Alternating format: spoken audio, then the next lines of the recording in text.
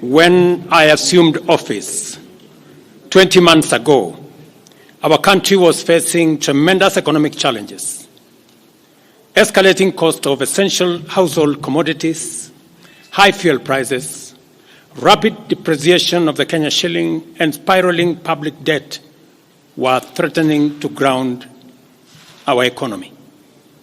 My administration has worked hard and consistently so that today the prices of essential commodities like unga have dropped from 240 shillings for a 2-kilogram packet to Kenya shillings 100, majorly attributed to our fertilizer subsidy program, the resilience of our farmers, and good rains that were given to us by God.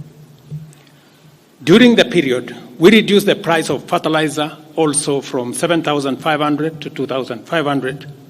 Petrol prices have come down from a high of 217 to now 187 a litre. The shilling has strengthened against the dollar from a high of 165 to now 127, 128. We have made significant progress in pulling the nation back from the brink of debt distress.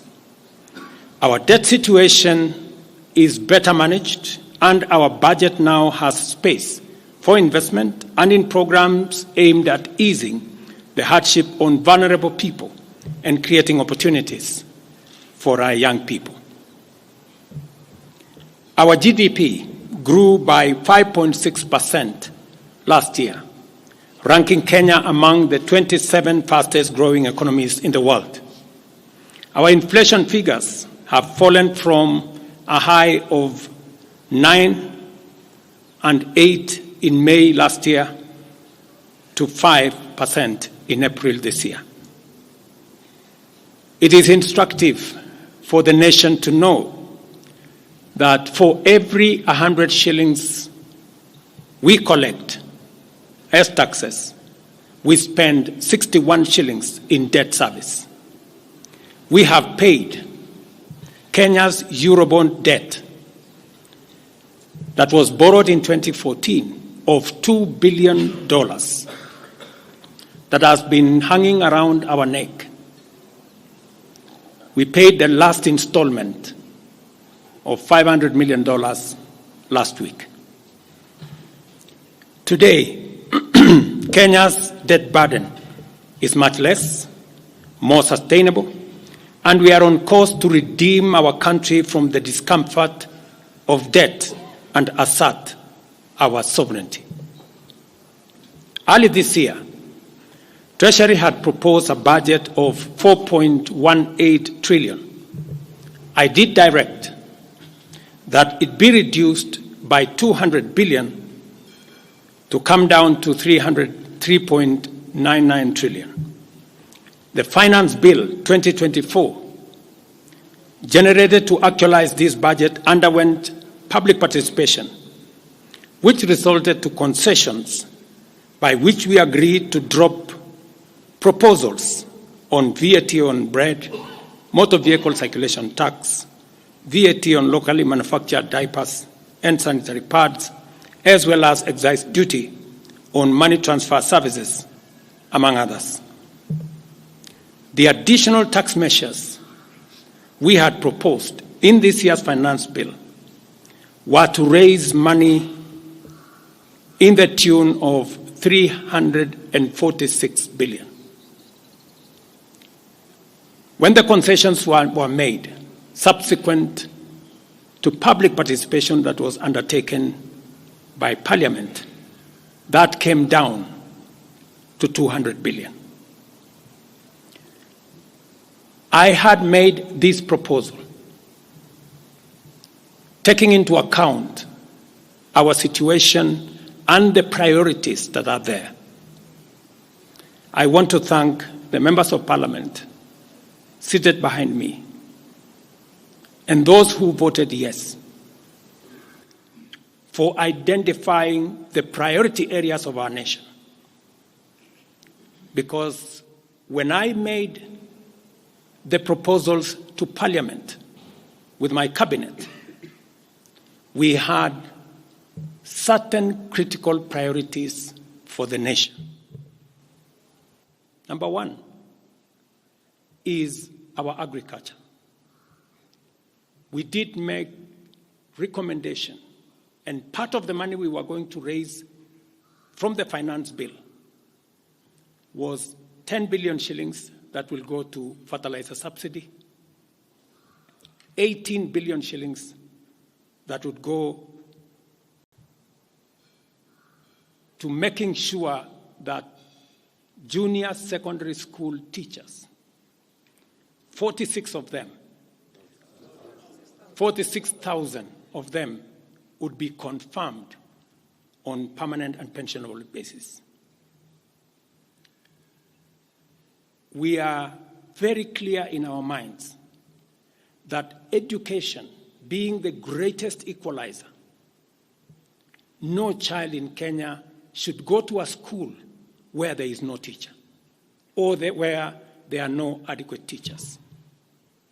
It is because of that reason that in this finance bill also, we had committed to hire an extra 20,000 teachers. We also had envisioned, because of the program of last mile connectivity to homes, especially in rural areas, we had committed 14.5 billion shillings, 50 million for every constituency for the last mile connectivity. Because we realize that there are many people who today cannot go to hospital because they cannot afford, because they have no health insurance.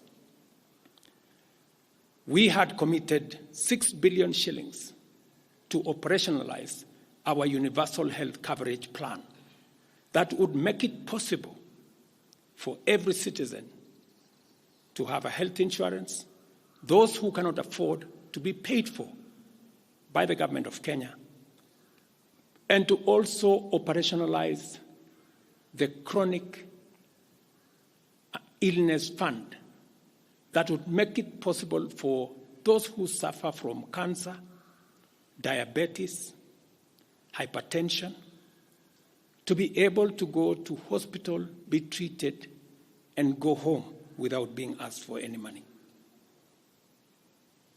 We also had planned to put in money for our coffee farmers to retire the heavy debts that are bedeviling our coffee farmers. We also had allocated money for our sugarcane farmers to make sure that our sugarcane farmers get out of the debts that they're in. We had also committed to our milk farmers 2 billion shillings to make sure that every farmer is paid a minimum of 50 shillings per litre to make sure that these farmers, very hard-working citizens of our nation, get a fair return for their hard work and for feeding our nation.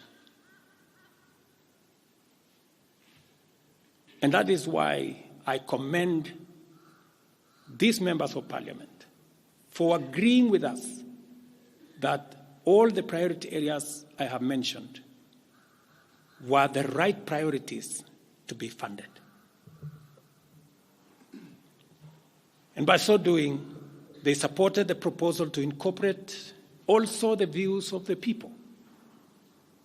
These members of parliament came back to us after they went to listen to the people of Kenya. And they came back and reduced the budget on their own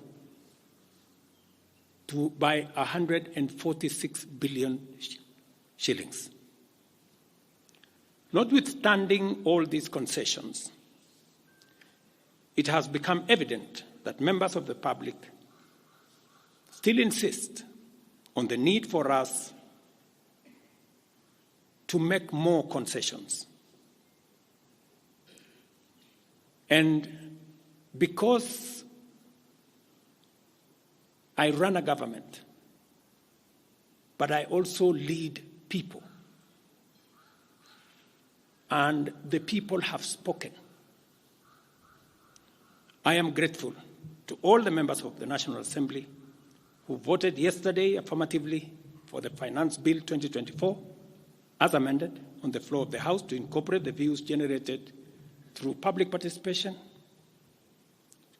And following the passage of the bill, the country witnessed widespread expression of dissatisfaction with the bill as passed, regrettably resulting in the loss of life, destruction of property, and disintegration of constitutional institutions. On my own behalf,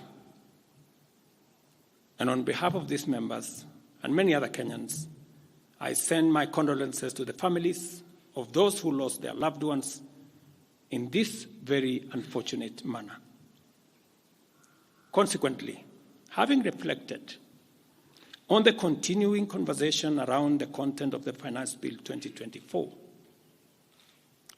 and listening keenly to the people of Kenya who have said loudly that they want nothing to do with this Finance Bill 2024, I concede, and therefore I will not sign the 2024 Finance Bill, and it shall subsequently be withdrawn, and I have agreed with these members that that becomes our collective position.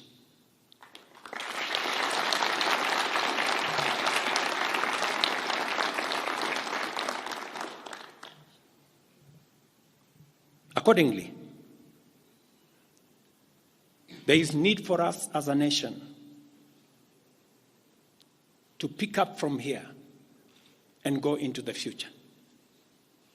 And I am therefore proposing that because we have gotten rid of the Finance Bill 2024, it is necessary for us to have a conversation as a nation going forward. How do we manage the affairs of the country together? How do we manage our debt situation together? How do we work on the budget with the deficits that now exist together? And as I committed last Sunday, I will be proposing an engagement with the young people of our nation, our sons and daughters, for us to listen to them. As I said on Sunday, listen to their views, listen to their proposals, their ideas, their concerns, and what they think we should do better as we go forward. I am also recommending a multi-sectoral, bipartisan, multi-stakeholder engagement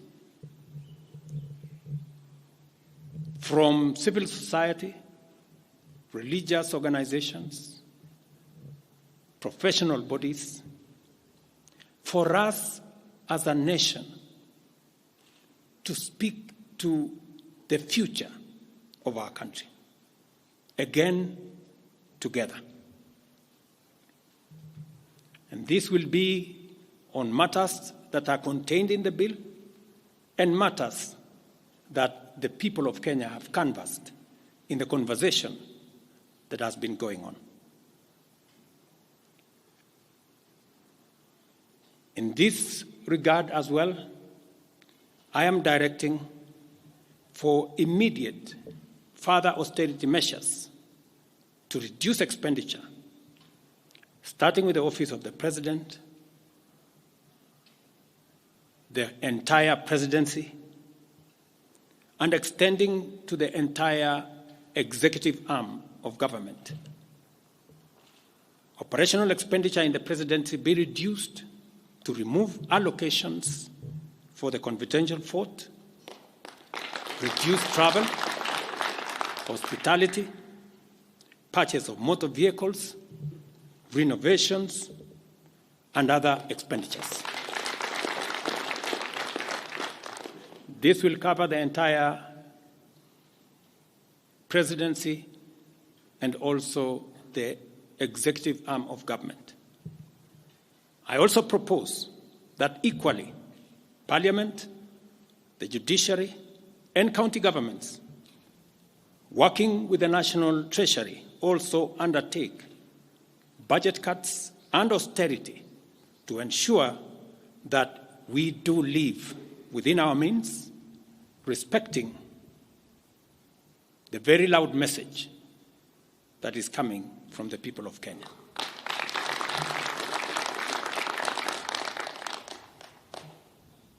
And let me confirm that I have discussed with many stakeholders.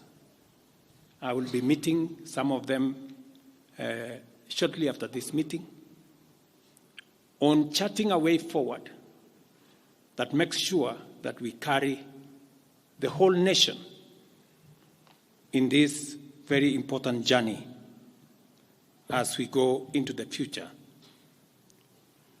as a country.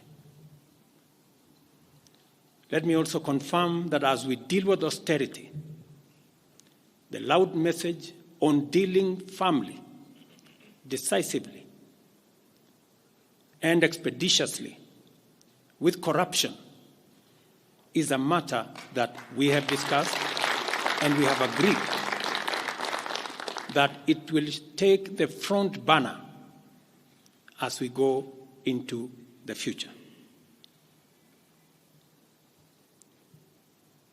We will continue to do this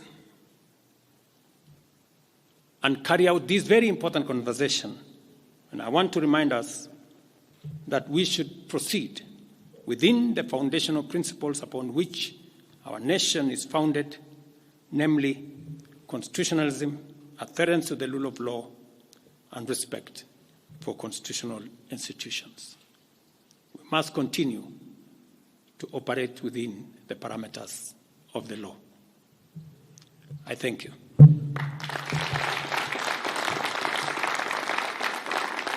I will take a few questions, 3 questions to be specific. Thank you, Your Excellency. And the first question will start with Elizabeth Mutuku from TV47. Good evening. My question is on young leaders from the Gen Z generation who were abducted yesterday and the day before yesterday. What happens to that? Second, there were young people who were killed during the demonstrations. What do you speak of that as the head of state? Thirdly, how do we move forward on the budget cuts, especially now that you've said that we're going to have austerity measures, yes, but how then do we secure development? Thank you very much. Please. No, it's okay. So I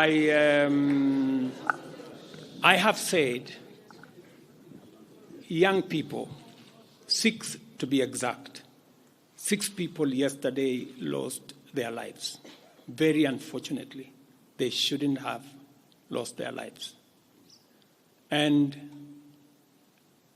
I have said it is a very unfortunate situation. I wish that would not have happened. And there is a framework that will make sure that those 6 Kenyans who died yesterday will be accounted for. Number 2, I did promise the country that there will be no extrajudicial killings going forward. And ever since I came into office, there is not one incident of extrajudicial killing. What you said about abduction are statements that were attributed to some of our civil society groups, but all the people they mentioned have since been found in police custody, and those that were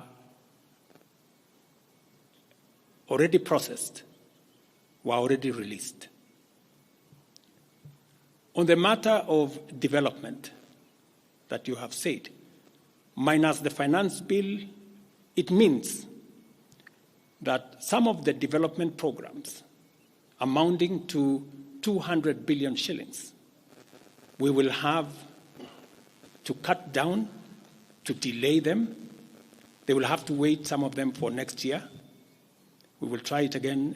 We will try next year to find some money. Some of them we will have to cancel, because that's the nature of things. And it is because the people of Kenya have spoken loudly that they want a leaner budget for us as a country. Question number 2. We'll take the next question from Busara, K24. Naam, swali langu la kwanza ni wazi kwamba matumaini ya vijana wa Gen Z na baadhi ya Wakenya kwa wabunge yamepungua kabisa ama hata yamepotea. Kwa hivyo kama rais, unachukua hatua gani kuhakikisha kwamba tunawahusisha vijana katika maamuzi muhimu, hasa katika masuala ambayo yanalenga taifa ama ujenzi wa taifa? Swali lingine, je, utahakikisha vipi uwazi katika mpango wako wa kupunguza matumizi serikalini? Maana yake umesema kwamba kuna austerity measures. Je, kutakuwa na transparency? Na swali la mwisho, ningependa kujua kama pengine kutakuwa na fidia kwa wale ambao walifariki, ama hususan kwa familia kwa wale ambao walifariki hapo jana, na je, serikali itasimamia malipo ya wale ambao hospitalini hivi sasa wanapokea matibabu kutokana na majeraha waliopata hapo jana? Asante. Thank you very much. About 214 Kenyans were involved in various skirmishes, and many of them went to hospital. 95 of them were treated and released. Some of them, I think one is still in ICU, and others, I think 14, the minister is here, are still in hospital. But majority of them were treated and released yesterday. As I have told you, on those who lost their lives, there will be a mechanism of how they will be accounted for. On the young people whom you have said, how do we listen to them? Let me say the following. Number one, I did make a very clear, determined program to create opportunities for young people to work. It was in our manifesto. It is in my plan. As I talk to you, 3 of the programs are going on. The housing program today has 160,000 young people working as engineers, as architects, as quantity surveyors, plumbers, masons, carpenters, artisans, transporters, accountants. We have 160,000 young people working, because I did take the decision that if we don't deal with millions of young people out of school, out of college, who have certificates and they don't have jobs, they will soon become a very big challenge for us as a country, as we are witnessing at the moment. All the young people you see, they are looking for opportunity. They are looking for jobs. And that is why our housing program, once it is fully rolled out, we will have a minimum of 500,000 young people working in our housing program. Number 2, I have been very clear on making sure that additional to our housing program is our digital infrastructure, the digital superhighway, the digital hubs, and the whole ecosystem of what we are doing in creating digital jobs. I was in Ruto with Honorable Kingara, he's right there, not more than a month and a half ago, launching a hub that will hire 4,500 young people under CCI. In this budget, we had added 10 billion shillings to CDF for them to be able to construct ICT hubs in each ward in the Republic of Kenya. That would give opportunities for 200 to 300 young people in every ward to access internet, to be trained, to have a hub, and to monetize their digital skills. We will still find another way of implementing this plan, even if we have to cut back on CDF, if that is what is going to happen. Again, because we believe that young people deserve opportunity. As I talk to you, we've just concluded 3 bilateral agreements, one of them with Germany, on export of labor.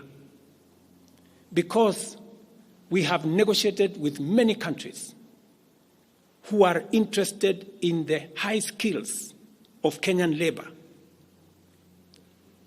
And we have an ecosystem, we now have a plan on how we are going to make sure that the young people in Kenya get opportunities to work either in Kenya or outside Kenya.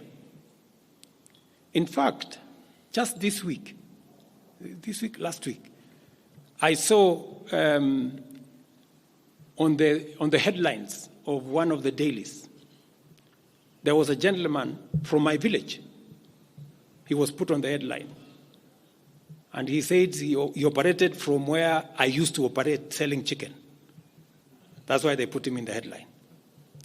And his complaint was, you see, the president has not done well because in this village, many people are going to look for jobs outside Kenya.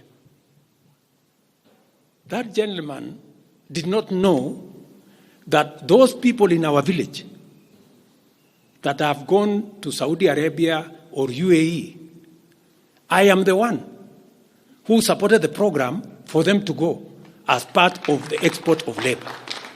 So he thought that those people were going away because there were no jobs in Kenya. But it is part of this plan I have kept on talking about, because I think it was called Misoy or somebody. If you go and check the headline, I think of last week, Thursday or Friday, he was there. He didn't know, the good young man, that I think we have almost 500 or 400 and something people around that village that have actually gotten jobs outside Kenya. And they are changing that village.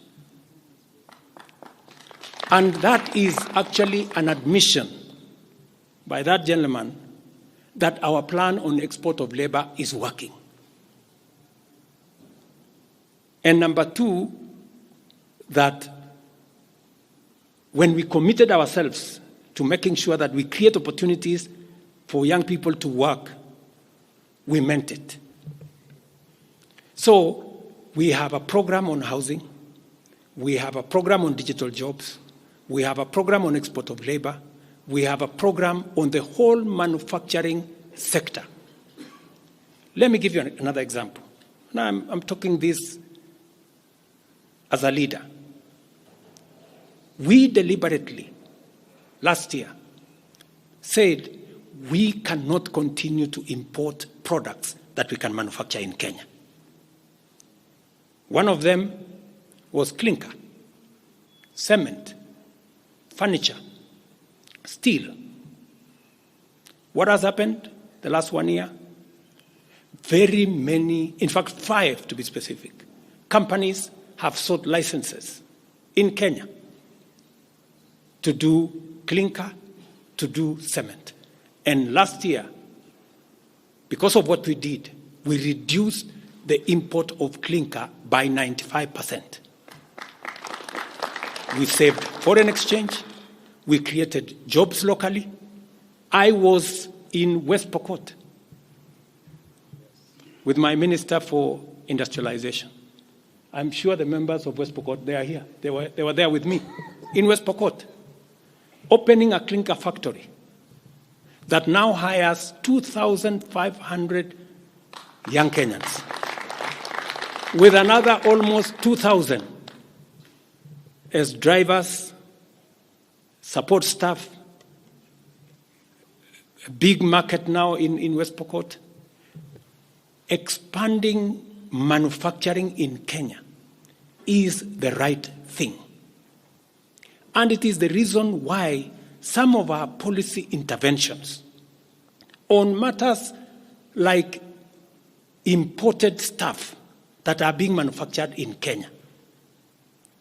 For example, we have said substandard, low quality imported sanitary pads from China and other places.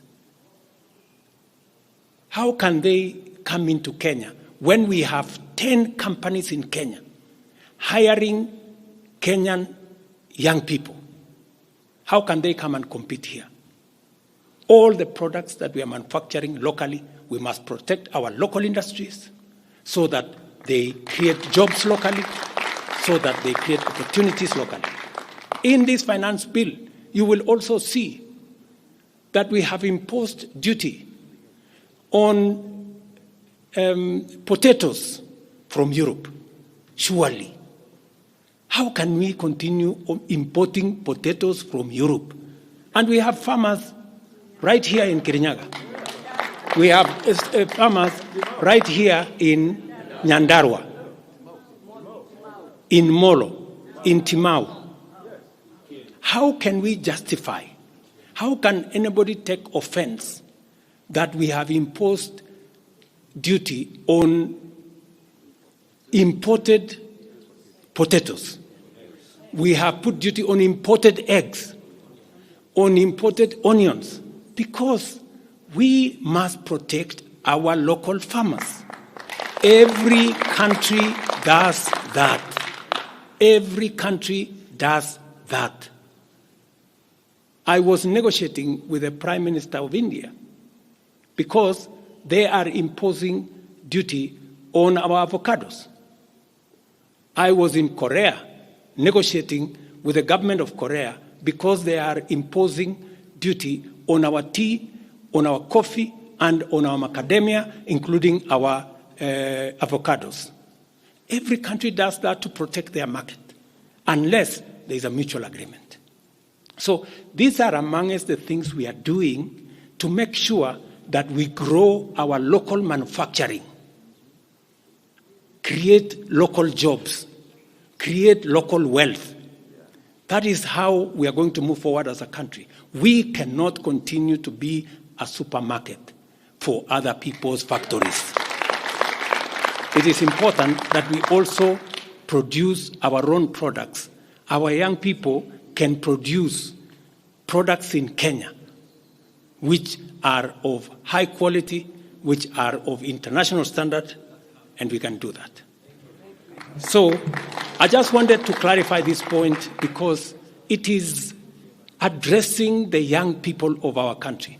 And I am looking forward to a conversation with my sons and daughters, the young people of this nation, to explain to them the opportunities that they have, and I want to listen to them. What additionally do they want me to do? What can we do better? And how can we move the country forward together? Thank you very much. Thank you, Excellency. That marks the end of the question session. Thank you very much, Your Excellency.